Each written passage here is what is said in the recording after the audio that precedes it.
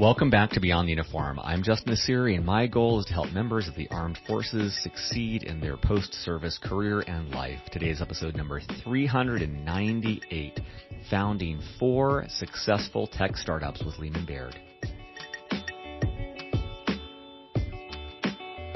Yeah, it's just a blessing. I can't say that I was smart 21 years ago and my company was acquired because I did such a great job. All I can say is that we were just blessed to have it work. We poured everything we could into the company, and it did end up getting acquired. There were lots of bumps in the road. We had to pivot to totally different ways of doing things, but that one ended up being acquired by a Fortune 500 company. I would say to an aspiring entrepreneur, that is not the norm. It does not matter how wonderful you are. You cannot guarantee that or even make it better than even odds. Most likely, your company will fail, and you'll start another one. You'll be better at it. And it will fail, and you'll start another one, and you'll be better at it. And after a while, you will end up with companies that don't fail. I'm so grateful for Leemon's time. I reached out to him cold when I found him on LinkedIn, and I think there's a couple of reasons why you're going to like this episode. First of all, he runs a company and is co-founder and chief scientist. It's called Hedera. It is in the blockchain space, which I still understand so little about and still know there are so many possibilities there. He talks about how his career that started at the Air Force Academy led him to that point. One thing I really love, though, about my conversation with Leemon is that he's very humble for someone who has founded 4 incredibly successful companies. And despite having these 4 successes under his belt, he talks in this interview about how much luck plays a role, and like anything else, entrepreneurship is a skill that over time, if you fail and keep on trying, you can be smart and build up a skill set that can help you increase your chances of success. He talks about how he approaches interactions in business where it's not zero sum, where he tries to make it a win for himself and whoever he's working with. He talks about how he found his co-founder that he met while in the Air Force and has co-founded 4 different companies with, and tells an incredible story about how when his co-founder went to turn down his job, how his boss offered his promotion and the boss ended up investing in their company instead. So tons of great stories here. He does come from a very technical background. He's not only the chief technology officer, but the chief scientist of his company, Hedera. And so you get a different lens. I think oftentimes on the show we have someone with more of a pure play business background, and he brings a tech perspective, including his PhD in computer science and his time teaching computer science at the Air Force Academy. As always, at beyondtheuniform.org, you'll find show notes with links to everything we discuss, as well as 397 other episodes just like this one. So with that, let's dive into my conversation with Leemon. Well, joining me today in the Dallas-Fort Worth area, my guest is Leemon Baird. Leemon, welcome to Beyond the Uniform. Oh, thanks. It's good to be here. I want to give listeners a brief bio. Leemon is the inventor of the Hashgraph distributed consensus algorithm, and he's the co-founder and chief scientist of Hedera. Leemon is a graduate of the U.S. Air Force Academy. He was a full professor of computer science at the Academy and was on the faculty for 8 years. He has been the co-founder of several startups, including 2 identity-related startups, both of which were acquired. He received his PhD in computer science from Carnegie Mellon University and has multiple patents and publications in peer-reviewed journals and conferences in computer security, machine learning, and mathematics. Maybe, actually, Leemon, we'll break things up. Maybe to start things off, let's start with where you're at now. So let's say you're walking down the streets and you ran into another Air Force grad and they said, oh, man, Leemon, what is it that you do for a living? How do you answer that? Yeah, so I have a company that does ledgers, distributed ledger technology, which is where a bunch of computers all come to an agreement on things, even if some of them are untrustworthy and even run by a bad guy, you can trust the group as a whole because they all come to agreement together. If you've ever heard of Bitcoin, it's one of these things, or Ethereum, except that we're a lot faster and a lot more secure, but it's that kind of thing. And we'll talk about your career leading up to this point, but what was the genesis of the company? Like when did you have this idea and then actually follow that idea? Every company that we start has a different genesis. This one was just a math problem. I like to do math problems for fun. I like computer science and coming up with algorithms for things. And so just for some reason, there's certain math problems that kind of latch on to me, and I work on them for years or decades, and I never solve them. And occasionally I solve one. Well, this is one like that. Would it be possible for a bunch of computers to come to agreement with super secure, high security, but also extremely fast? I just thought that was a fun problem.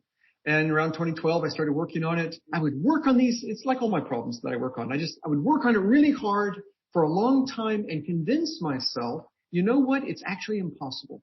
You can either be secure or you can be fast, but you can't be both. And I'd set it aside.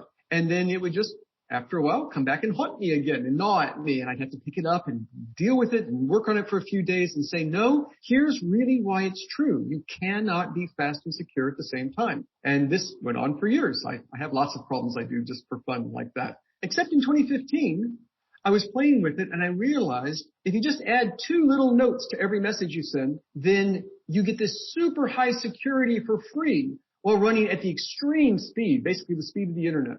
And so you can do fast and secure at the same time.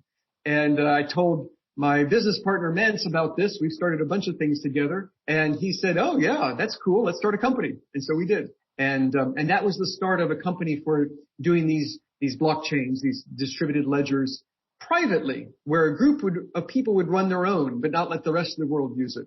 And after a year of showing traction on people buying that, we then said, let's start a company now to do it for public. And that's what Hedera is the public ledger. And we set kind of an ambitious goal, and that's what we've been doing. That's so incredible. I'm just curious because I think that's such an incredible asset. This sense of like being curious, looking at a problem and just being willing to set it down and come back to it. Is that something that you see as you look back on your life, like when you were at the academy or when you were even younger? Was that how you would kind of process information? Is just kind of deep diving on something and then just kind of revisiting it if it's pertinent? Or is that like part of your DNA? Oh, it's part of my DNA. I love games and puzzles. Those are just fun. I just do that kind of thing for fun. I've been working on math problems. I remember in high school inventing an algorithm that years later I learned was a real algorithm that had some guy's name attached to it because it's really cool. But, I just thought it was fun. It's fun to play with problems, and it's fun when you solve them. I enjoyed playing, pencil and paper games and figuring out strategies, and all that stuff is just fun. And before we rewind the clock a little bit to your journey here from the Air Force, could you give listeners just a sense of whatever you're comfortable sharing about Hedera, a sense of the stage you're at or how big you are? Because you guys have been very, very successful, and I want them to understand the context of that. So Hedera is a public ledger. It's all about trust. And so what we said from the beginning was, this won't just be an ordinary company. What we're going to try to do is maybe it was a crazy goal, get some of the world's very largest corporations to jointly own and run and govern Hedera. We were actually inspired by the way Visa was first designed as an instant holding company. And the idea was that you had a bunch of banks that jointly owned it and ran it and controlled it. And such a thing is maybe a little bit ambitious to try to do. But we ended up, for whatever reason, deciding to try to do it. And we wanted really the biggest companies in the world to each own one equal fraction of Hedera and to together control what it does, make all the decisions about it, and even to have term limits where they can't stay there forever, that after 2 terms, 6 years, they have to leave and someone else comes in. And so this is what we did. We said we're going to build this thing. It has a cool technology. It's fast and secure. We want this kind of governance so that people can truly trust the ledger. And we're the most used ledger now, and apparently has worked. But who did we get? So we now have on the 21 companies that we have, we're going for 39, but right now we have 21. It includes companies you might have heard of, like Google and IBM and Boeing and LG Electronics and Shinhan, the largest or the oldest bank in South Korea, or Standard Bank, the biggest bank in all of Africa, or Deutsche Telekom is the largest telecommunications company in all of Europe, or Tata Communications, enormous communications company in India, or DLA Piper, one of the largest legal firms on the planet. We have all sorts of people. Nomura is one of the largest financial institutions in Japan. We have FPOS is a payments processor in Australia. It's a household name. Everybody knows the name FPOS. These are our council members. We have 21 of them. I didn't even mention them all. And I'm sorry, not just companies. University College of London is one of the top 10 universities in the world, according to many lists. They're one of our council members. So it isn't just corporations, it's also universities. And we are going in every case for one of the very top in the world. We're even in the blockchain world, one of the major players in the blockchain world is Chainlink, and we have them. And so we even have people from the blockchain world that are big that maybe you haven't heard of, but we have them as well. And so this is what we ended up doing. We ended up building a company that is jointly owned and run and controlled and guided by this governance group, the governance council. And we meet every other month. And we have total transparency. The meeting minutes from all of our meetings are published to the world, and the whole world can see it. So everybody knows what we're talking about, how we make our decisions, what the arguments were for and against. It's all out in the open. Two things that stand out to me. One is I always love having fellow entrepreneurs on the show because it shows that you can have an idea and create something new. But I think beyond that, what you and your company are illustrating is when you build something new, you can build it the way that you want. And I think it's great, this sense of like having these different organizations that you really trust and value, having them have a stake and a voice in what you're doing is powerful. Like there's not many organizations I can think of that do that. And then second of all, I'm just a big fan of authenticity and alignment and transparency. And I respect and admire how you have built that into the foundations of your company, and the fact that your minutes are publicly available. It seems so aligned with what seems like your mission as a company. And I think that's great to see that flavor permeate all the different pieces of your organization. Oh, you're right. And you said build it in the foundation. These ledgers like Bitcoin or Ethereum or Hedera are all about trust. But to have trust, you need transparent governance, and you cannot tack it on later. The other ledgers have demonstrated you can't go back and fix that. You have to have done that at the very beginning. And right now, we're the only ledger that has a council like this, that these kinds of names are jointly running it and showing everyone what they're doing. It becomes hard once you've created one of these ledgers to go back and retroactively try to retrofit it to be transparent and secure and well-governed like that. You really have to build it in at the beginning. And that's true. When you start a company, there's a lot you can change later, but then there's some things that just get baked in at the bottom layer. And our goal from the very beginning was to build a company that's going to be around for 100 years. We are building a utility for the whole planet to use. And everything we've done has been governed by what is the right way to do this so that it will last for 100 years. Not just, make a quick buck or do something really fast. It's always been on the long view has always been the goal. This is your fourth company, and you've been very successful. I'm curious, what I'm really appreciating about your vision is, one, very big, 100-year company, but also the foresight where you're saying, like, we want to construct the company right from the beginning.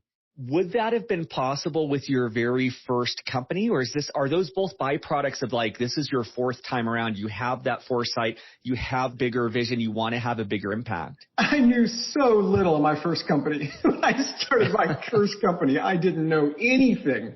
It is just funny looking back. It's 21 years ago? Did I not know anything? No. It's hard to have a good vision when you don't really understand where you can go and where you should go and how you can go and what the world really looks like. I don't know. If you don't understand all of that, you can't have a grandiose vision. But what you can do is say, we're going to pivot quickly. And as we learn, we will do things differently. And I think that's the key to being a new entrepreneur, is just do everything you can to figure out, get in as much advice as you can. And if you need to pivot quickly. And I want to spend more of our time on Hedera and your companies leading up there. But could you give listeners just kind of like the brief synopsis of, from the Air Force Academy until, I think, was your first company Trio Security? It was. So from the Air Force Academy to Trio Security, if this was like a movie, what's occurring that's giving you the courage, knowledge, or insight to jump off from, my Naval Academy was very secure for me. It's like it's such a secure thing, and entrepreneurship is so insecure. So I'm just kind of curious, what transpired from the Air Force Academy until your first company that you had the courage to take that? You say until. They're at the same time. So I'm still in the Air Force up until 2009. My first company was in 2000. Oh, wow. So for, a decade there, almost a decade, I was in the Air Force and starting companies. Wow. And my business partner also was in the Air Force. He worked with me in research labs, and he taught at the Air Force Academy, and he ran, you ever seen War Games? The movie, yeah. with the computer. Of course, Matthew Broderick. Yeah. Yes. But it's all about, NORAD having this computer simulation and so on. He basically ran that. He was running that computer simulator for the Missile Defense Agency. So he was an Air Force guy too. He got out earlier than I did. So when we started our first company, interesting question. I don't remember if he was still in or not, but if not, he was almost about to get out. He got out pretty quickly. And I stayed in. So you could say maybe he was taking more risks than I was. I was just beating my head against a brick wall trying to do 2 full-time jobs, more than full-time jobs at the same time. And he took real risks. I got to tell you a story. It's not about me. It's about my other entrepreneur friend. You want to hear what Mance did with our? Yeah, of course. Yeah. So the third company was Swirls. This was the private ledger. This is when we solved the math problem. We're going to go start a company. Mance gets excited. He says, hey, let's start a third company. Let's do one to do these ledgers. We'll do them as private ledgers because obviously you can't just start with the public ledger. We started with the private one to prove out that it works and that we can get people to use it. And so he said, but wait a second, I have a really nice job right now. And so Mance is working for this company. He is in charge of a lot. He goes into the CEO. He schedules a meeting with the CEO to basically say, I'm going to leave. He walks in there and the CEO doesn't even let him get a word out. And because he kind of suspects Mance is a pretty good guy. He kind of suspected Mance wasn't just going to be an employee forever. And so before Mance can say anything, he says, I want to promote you to a vice president position. It'll be vice president of marketing, which is arguably the best vice president in the company. You have a great future. I want to give you a huge promotion. I really love you, but I need you to say yes or no. Can I give you this promotion? And Mance realizes I kind of on the spot have to make a decision for the rest of my life. Do I take a huge promotion and a really good thing, or do I give it all up and go start this stupid company with Leemon and see what happens? And he didn't have a day to decide. He had his second to decide. And Mance decided, I got to go for it. I've got to do it. I've got to try this. We're going to start a company with Leemon. And so he told his boss, I appreciate the offer, but let me show you what I have for you. And he shows him the idea, and he says, Leemon and I are going to start a company. And his boss says, yeah, I knew you were going to do something like that, but wow, this thing looks good. In fact, I think it's historic. In fact, he made Mance stop so he could go film the presentation. Oh, wow. And then he invested. Their company invested in Swirls. So not only did he lose his best employee, Wow. he actually gave his investment to his best employee who just left. That's a risk. Have you done all 4 companies with Mance then? Wow. I have. And before that, we were research scientists together for a decade and published lots of research papers together doing research. We were in different states, just doing it over the phone and so on. We were only in the same office for 6 months. Do you have any advice? I feel like oftentimes the question I get is like whether to do a venture alone or with a partner. And if with a partner, how on earth do you vet that person? Like I've seen many companies fractured because the partnership wasn't sound, and you've demonstrated 4 different times and 4 what I'm imagining is highly stressful situations, the ability to make it work. What advice do you have for listeners about selecting a co-founder? Okay. So the one thing that every entrepreneur I've ever talked to agrees on is that what makes a company is not that you had a cool idea or cool technology. It's the people. And every investor, every VC will tell you, I don't invest in a technology. I invest in the team. It is entirely down to the team. Everything else is important. Everything you do is important. It's the nature of entrepreneurship. But everything pales in comparison to the team that you have. And so you've got to have the right team. How do you find such people? I don't know. It was our number one priority in building these companies. And somehow in Hedera, we have an amazing team. And I'm not just saying that because it's traditional. You're supposed to say that. No, I am shocked at how good the people are that we have in Hedera. And it was our number one goal to get that kind of person. I don't know how we got them. This is the truth. Actually, Zenobia's on the call right now. She is wonderful. Just the team that we have, it blows me away.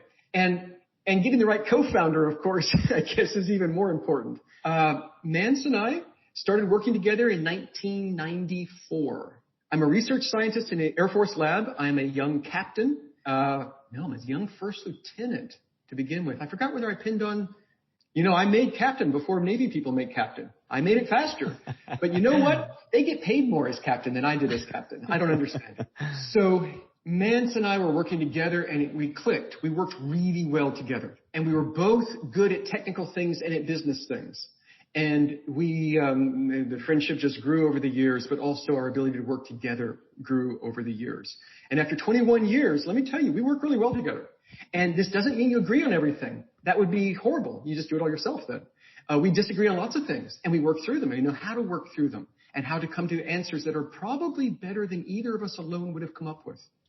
And so it is fantastic. I cannot imagine starting companies without having partners that are really good. And usually you're talking about a team of 2 or 3 people. Now, there are cases where you could say it really was one person. I think Elon Musk, although he has a great team, you could really say he did it. But I think there's a lot of cases where you see there's either 2 or 3 people that really are the core that make the company.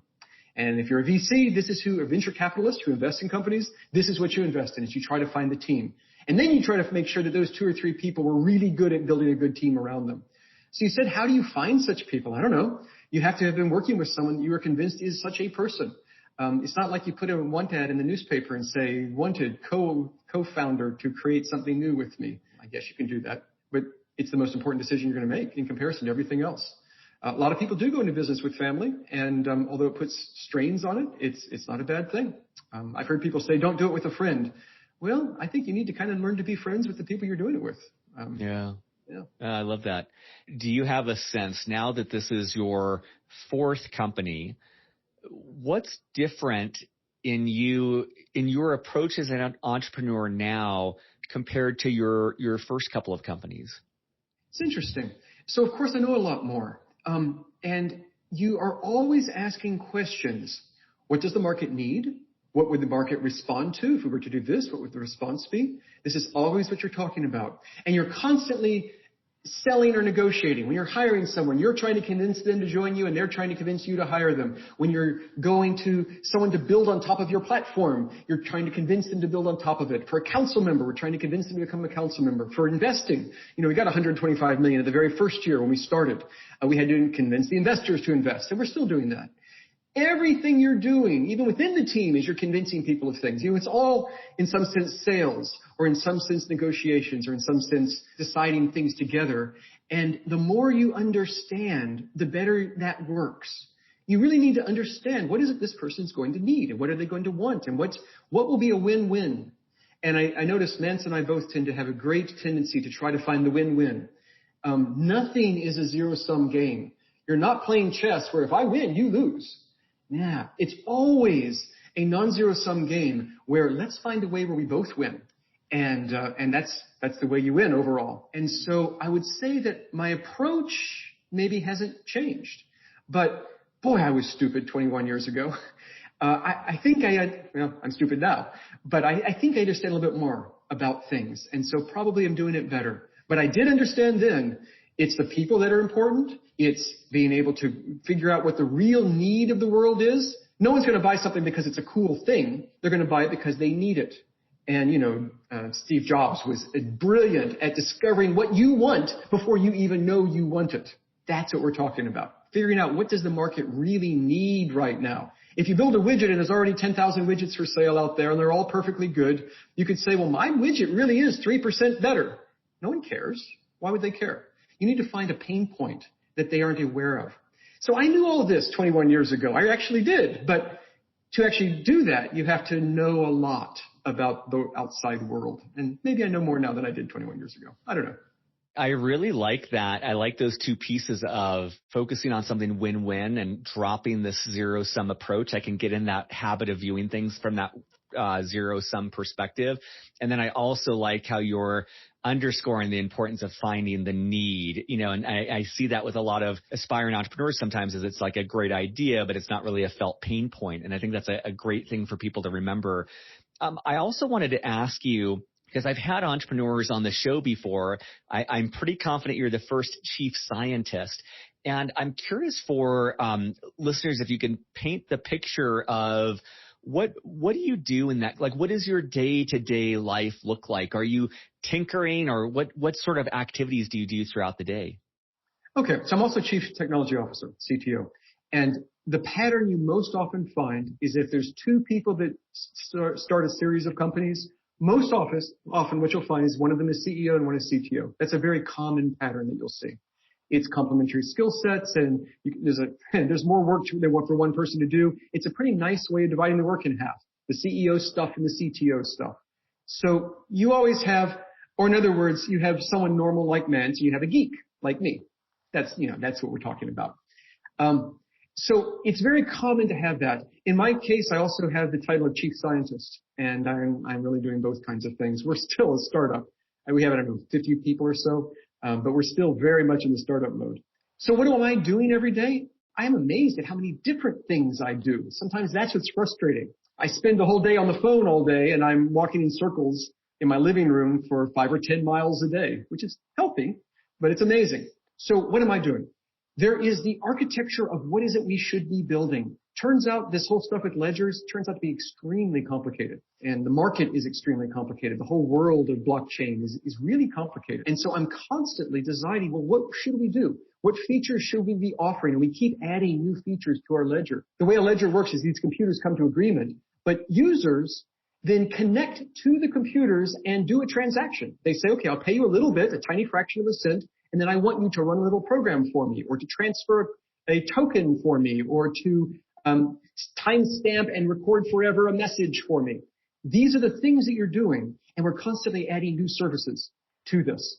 And I'm designing the new services should be, and how they should be designed. And then underneath that, it's the architecture of the software itself. And then there's algorithms. I'm constantly having to invent new algorithms, new ways for the computer to do things. So we have all of that stuff. And then there's all of the hiring and deciding who we need to get. So we have a cryptographer, we have engineering people, and we have business development people, and we have marketing people. And I'm trying to figure out who do we need to hire now, and who do we need to, how do we interview them and figure out whether they're good or not. And then we have all these strategic decisions that we're making as a company. How do we deal, in our field, how do you deal with the regulators? How do we deal with the SEC and the CFTC and the Treasury and the FTC, Congress? How do we deal with all of these regulators, and how are we talking to them, and how are we making decisions that will make them happy, and so on? And we're making strategic decisions about the direction our company is going for all of these. And then there's how do we deal with the council? And so I'm constantly having meetings with the council and talking with them. Every other month, I give briefings to the council as a whole, and then every other week, I'm giving briefings to these committees. And we have lots of council committees that are made up of the council members, and I chair 2 of those. And so I'm constantly having to manage that and make sure they get involved, and that they're doing things, and that they're happy, and that they're getting all the information they need, and that the committees are moving smoothly and are voting on the things they need to vote for and getting done the things they need to get done for us to be able to move forward. And then I'm giving lots of interviews to people like you, and I really appreciate you having me on. I appreciate that. But I'm constantly doing that. And then I'm constantly writing, and I'm constantly working on math proofs. When you invent new algorithms, you also have to prove that they're right. Otherwise, you shouldn't use them. You should never use an algorithm until you have mathematically proved, with a math proof, that it's right. And our core math proof, we even had proved by a computer. I had to prove the math proof, and then I worked with a professor at Carnegie Mellon who had a computer check the proof to prove that it's right. So I'm constantly doing that, doing math proofs and dealing with people like him who are working on that. And then dealing with problems as they come up, and dealing with issues. And then you have to act as a peacemaker to get people to get along, and to work out misunderstandings that happen. And then we have talks to the whole company to try to encourage the whole company. We worry about the morale of the company. And are they engaged in a way that is satisfying to them?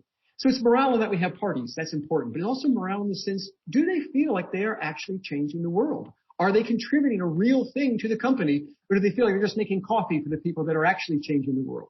And in our company, especially when we're so lean, we have every single person is directly contributing to our ability to change the world. And they understand the vision to change the world. And so I'm constantly working to make sure everyone's doing that. I have started to scratch the surface of what I do. The truth is every day is different. I'm actually doing totally different things every day. The only common thread is it's always problem solving, and it's always dealing with people and trying to help them to understand and to agree and to work out what would be best for both of us. It's those two things. It's dealing with people and solving problems. That's what I do. I'll say in 398 episodes, that might be the best answer to that question I've heard. And I'm not just appreciating the nuance you gave listeners of the variety and the incredible diversity of skill sets that are required in your role, but I think it really comes through for me how deliberate and intentional when you're talking about morale and making sure people are invested and feel like you're having this impact. It's not just, it doesn't feel like you're just checking things off. Like I feel like in all of these areas, you're really intentional.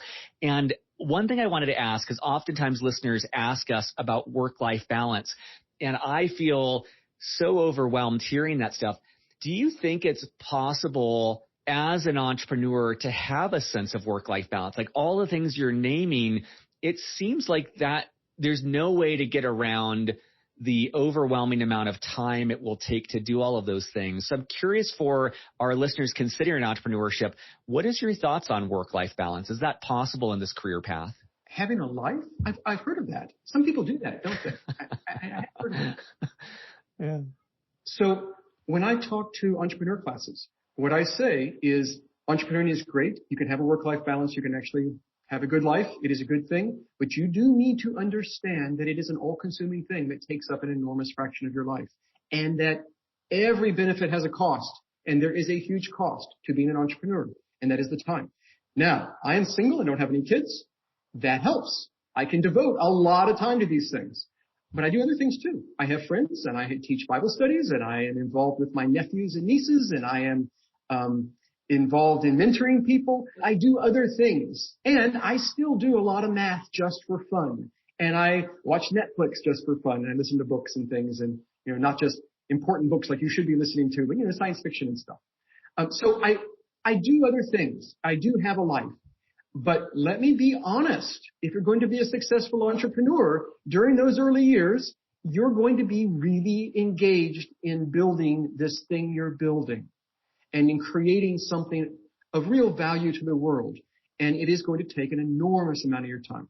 And so Mance and I do fight. Mance even more fights to make sure that he does have time with his family and takes care of them. And I don't think they have felt left out. But this is the biggest cost to being an entrepreneur. And think about it carefully. Maybe you shouldn't be an entrepreneur. Maybe this isn't the right balance. It doesn't last forever, but it lasts through the startup phase, which is, 5 years of your life. And then if you're a serial entrepreneur, well, then it lasts forever.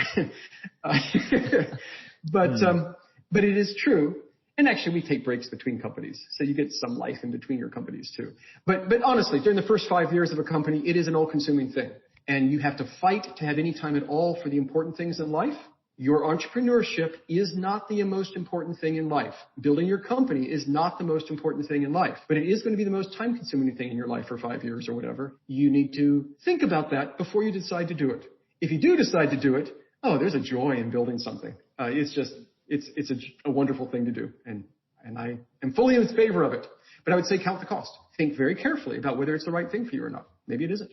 And I know we're getting shorter on time, but I did want to ask, there's very few people I meet that can point to 4 successful companies. Even wildly successful entrepreneurs, they have hiccups. They have, they strike out. And I'm thinking, I think at least a third of our audience aspires at some point to become an entrepreneur. What is it that you think has been most helpful for your success? Or you could take that as either, what has helped you be successful or advice for aspiring entrepreneurs. But I'm just trying to tease out what might have made the difference in your own journey.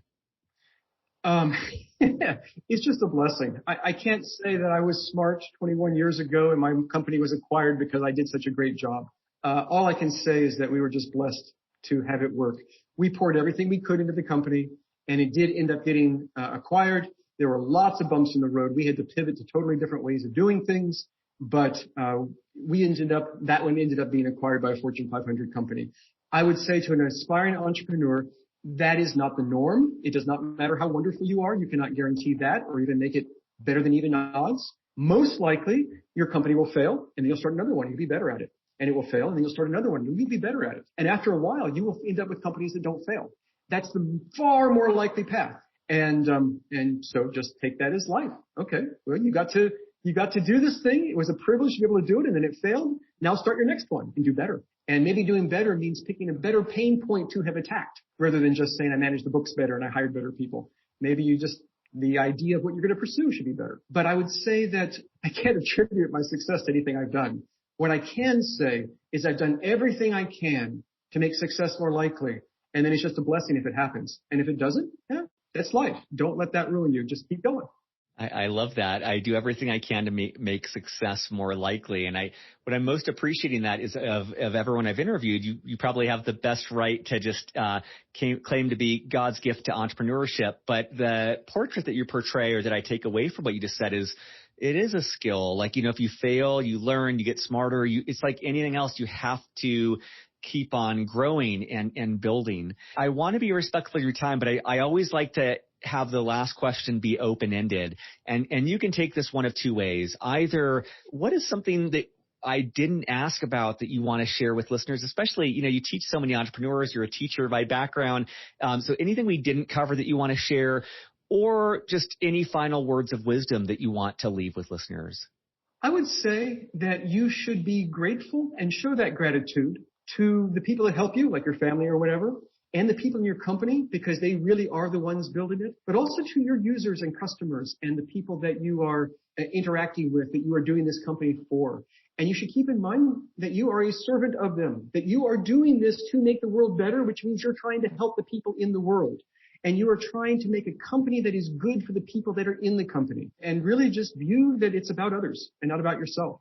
And then when things go bad, well, that's life. Don't let that ruin you. And so just view it as something you are doing for others. Don't do it for yourself. I think that's so great, because if some portion of success is arbitrary, if you're doing everything you can to make the world a better life and the people in your company's lives better, even if it fails, there's some good that comes out of it. It's not just this binary success or failure. Well, thank you, Leemon, so much for your time. I know there are so many demands on your time, and really appreciate your time carving out for Beyond the Uniform today. Oh, thanks a lot. It's been wonderful talking with you. I've enjoyed it. Thanks. Surface.